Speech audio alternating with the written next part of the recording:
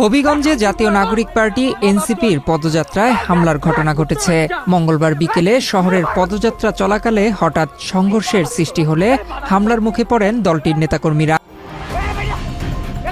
NCP নেতা নাসিরউদ্দিন পাটোয়ারি ও সার্জিস আলমের গাড়িবহরে হামলা হয়েছে।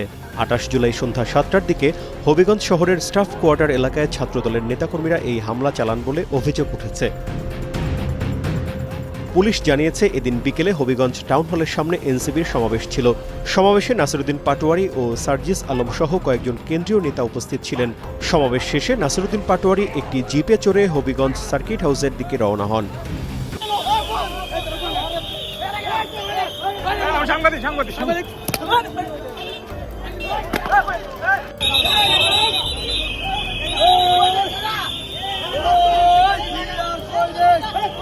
হবিগঞ্জে এনসিপির সমাবেশ শেষে কেন্দ্রীয় নেতাদের গাড়ি বহরে হামলা হয়েছে। এ ঘটনায় আহত হয়েছেন বেশ কয়েকজন নেতাকর্মী।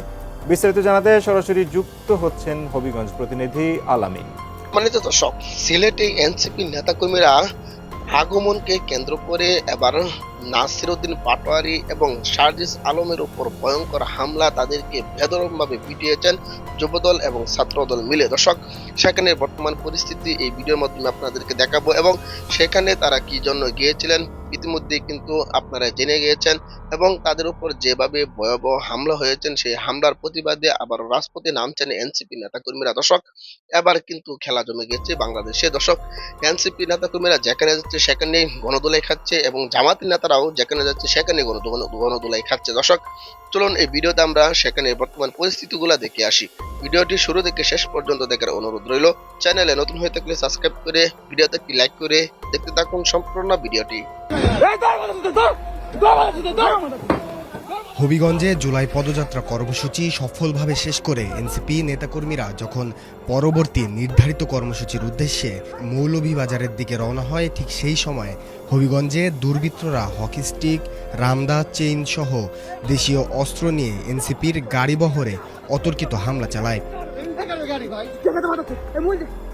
এই হামলার ভিডিও প্রকাশ করে এনসিপির মুখ্য সমন্বয়ক নাসিরউদ্দিন পাটোয়ারি তার ব্যক্তিগত ফেসবুক অ্যাকাউন্টে ক্ষোভ ও নিন্দা প্রকাশ করেন। ভিডিওতে দেখা যায় কয়েকজন পদযাত্রার গাড়িবহরে হামলা ও নেতাকর্মী সহ ড্রাইভারের উপর হামলা করে। নাসিরউদ্দিন পাটোয়ারি ভিডিওটির ক্যাপশনে লেখেন, সবচেয়ে উদ্বেগজনক বিষয় হলো এই হামলার সময় ঘটনাস্থলে পুলিশ ও র্যাব উপস্থিত থাকলেও তারা কার্যত নীরব দর্শকের ভূমিকা পালন করে। হামলাকারীরা আমাদের মিডিয়া টিমের ক্যামেরা সহ মূল্যবান সরঞ্জাম ছিনিয়ে নিয়ে যায় এবং গাড়ি চালক থেকে শুরু করে আমাদের মিডিয়া টিমের সদস্যদের উপর নির্বিচারে হামলা চালায়। এই হামলায় উত্তরাঞ্চলের মুখ্য সংগঠক জনাব সার্জিস আলমের উপরও হামলা করা হয়। হবিগঞ্জের স্থানীয় নেতাকর্মীদের উপর নির্মমভাবে আঘাত করা হয়। কারো হাত ভেঙে দেওয়া হয়েছে, কারো পা ভেঙে দেওয়া হয়েছে, অনেকেই রক্তাক্ত অবস্থায় সড়কে লুটিয়ে পড়ে আছে। আমরা এই ন্যাক্কারজনক, বর্বরচিত ও কাপুরুষোচিত হামলার তীব্র নিন্দা ও প্রতিবাদ জানাই। শাহরিয়ার জামিল নূর। সাংবাদিক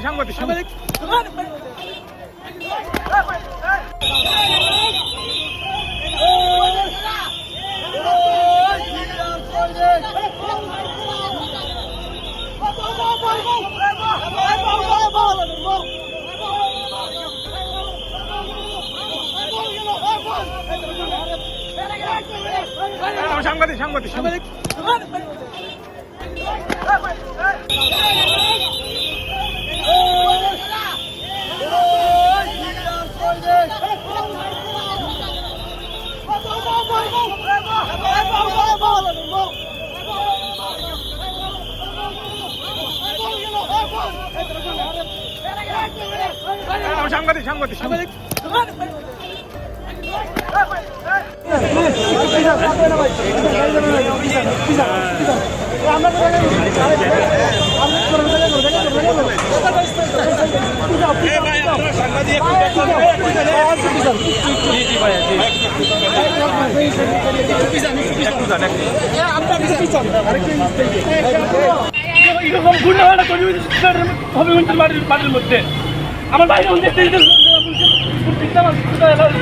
বাইকটা আপনি বাইকটা আরিফ চৌধুরী উনি কোন পদে এনসিপি কোন পদে আছে আমি নবীগঞ্জ উপজেলার ছাত্র শক্তির আহ্বায়ক।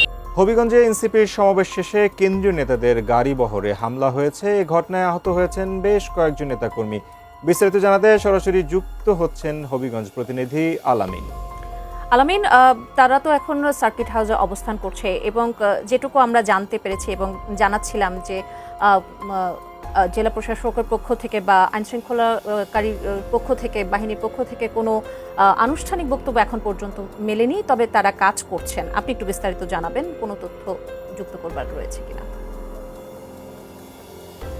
তার আগে আমি জানিয়েছিলাম ঠিক 7টার দিকে এনসিপির যে পথসভা ছিল সেই পথসভা করে তারা কিন্তু শহর থেকে বেরোনোর সময় তারা কিন্তু আসলে তাদের উপর এই হামলাটি হয়। এখন বর্তমানে ওই আমার পিছনে অবশ্যই দেখতে পাচ্ছেন সার্জিস আলমকে পুলিশ বের করেছেন। তারা কিন্তু এই সার্কিট হাউসের ভিতরে কিন্তু তারা কিন্তু অবরুদ্ধ ছিলেন।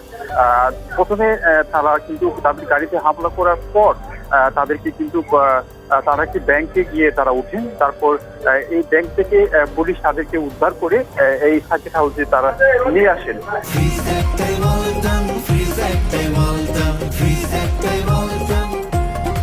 এখনো বর্তমানে তারা কিন্তু সার্কিট হাউসের ভিতরে রয়েছেন এবং সার্কিট হাউসের যে গেট, মূল যে গেটটি রয়েছে সেই গেটটি কিন্তু তালাবদ্ধ রয়েছে এবং বাহিরে কিন্তু অনেক নেতা কর্মীরা রয়েছেন, কিন্তু তারা কিন্তু ভুয়া ভুয়া স্লোগান দিচ্ছেন। এবং আমি যদি বলি আপনাকে যে এখনো বর্তমানে এখানে যে পরিস্থিতি স্বাভাবিক বলা যাবে না, কারণ এখনো সার্জিস আলম বা পাটোয়ারি সম্পর্কে আমি এখনো পুরোপুরি না, সার্জিস আলম আপনি অবশ্যই দেখতে পাচ্ছেন তো স্টুডিও আমরা যতটুকু জানি এখানে রয়েছে। তাদেরকে এখন পর্যন্ত নিরাপদ স্থানে রাখা হয়েছে। এখন পর্যন্ত তাদেরকে নাসির পাটোয়ারি এখন তিনি কিন্তু আহ্বানি, তবে সার্জিস আলম কিন্তু তিনি কিন্তু একটি হাসপাতালে গিয়ে চিকিৎসা পেয়েছেন। এছাড়াও কিন্তু আমরা যতটুকু জানি যে এনসিবির আরো 10 জন আহত হচ্ছেন এবং বিশেষ করে যদি বলি আপনাকে এখনো ছাত্রদলের যে নেতা কর্মীরা তারা কিন্তু বাহিরে গেটের সামনে তারা কিন্তু ভুয়া ভুয়া স্লোগান দিচ্ছেন এবং পুলিশ যে এনসিবির এখানে কিন্তু জেলা সভাপতি এবং সেক্রেটারি তারা কিন্তু আহত হয়েছে আমরা যদি জানছি। তার আগেও থেকে বলেছিলাম যে এখানে যে উত্তেজনা ভাব এখন হয়েছে, তবে পুলিশ কিন্তু সর্বোচ্চ তারা চেষ্টা করে এখানে কিন্তু কোনো আগে পুলিশ সুপার এসেছিলেন, পুলিশ সুপার এখনো বর্তমানে এখানে রয়েছে। তিনি পরিস্থিতি কিন্তু আসলে কিছুটা স্বাভাবিক করেছেন, তবে এখনো বর্তমানে তারা রয়েছেন এবং কিছুক্ষণের মধ্যে হয়তো তাদেরকে মানে নিরাপদে গাড়িতে দিয়ে করছেন পুলিশ, তবে এখন পর্যন্ত পরিস্থিতি স্বাভাবিক বলা যাবে না। এবং আরেকটা জিনিস আমি আপনাকে বলে রাখি যে এই নিয়ে আসলে একজন সাংবাদিকও আহত হয়েছে আমরা যদি জানতে পেরেছি এবং বিশেষ করে পুলিশের পক্ষ থেকে এখন পর্যন্ত আসলে কতজন আহত হয়েছে এখন পর্যন্ত আসলে এখনো পুরোপুরি আসলে ঠিক তথ্যটা আমরা পাচ্ছি না। আপনাকে পরে নিউজ হয়তো আমরা জানানোর চেষ্টা করবো, তবে এখন পর্যন্ত নাসির পাটোয়ারি এবং সার্জিস আলম আমরা যতটুকু জানি যে এখানে অবরুদ্ধ রয়েছে। তাদেরকে একটি ব্যাংক থেকে তাদেরকে উদ্ধার করে এই সার্কিট হাউসে কিন্তু পুলিশ তাদেরকে নিয়ে এসেছে। সম্মানিত দর্শক, আশা করি সকলে পুরো ভিডিওটি দেখলেন। এই ভিডিও সম্পর্কে অবশ্যই আপনাদের মতামত ভিডিওর কমেন্ট বক্সে লিখে জানাবেন। দর্শক, এই ধরনের প্রতিনিয়ত আপডেট ভিডিওগুলো সবার আগে পেতে অবশ্যই চ্যানেলটিকে সাবস্ক্রাইব করে পাশে থাকা বেল বাটনটি অন করে রাখবেন পরবর্তী ভিডিওগুলো সবার আগে পাওয়ার জন্য। আজকের মতো ভিডিওটা এখানে শেষ করলাম, দেখা হচ্ছে পরবর্তী ভিডিওতে। সেই পর্যন্ত ভালো থাকবেন, সুস্থ থাকবেন এই কামনা করে বিদায় নিলাম। আসসালামু আলাইকুম ওয়া রাহমাতুল্লাহ।